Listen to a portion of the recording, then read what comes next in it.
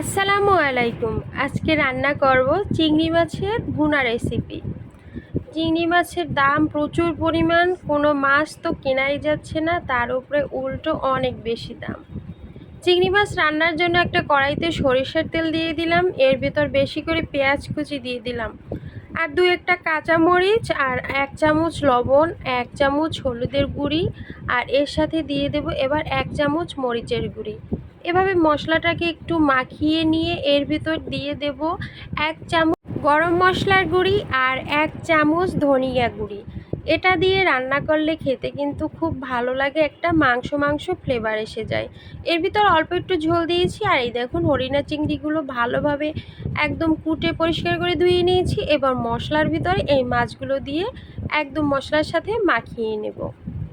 প্রচুর পরিমাণে দাম মাছের, কী যে অবস্থা হবে আল্লাহই জানে। কতদিন আর এভাবে ভালো মন্দ খাওয়া যাবে তাও বুঝতে পারি না।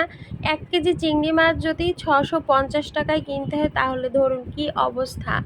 আর চিংড়ি মাছ যখন কেনা হয় তখন কিন্তু প্রচুর পরিমাণে দেখা যায়, আর কোটার পর একদম অল্প হয়ে যায়। এই যে দেখুন ভুনাটা কত সুন্দর হয়েছে। আজকে কিন্তু এক ধরনের তরকারি রান্না করেছি, মানে মাছ। আজকের জন্য এ পর্যন্তই। আল্লাহ হাফেজ।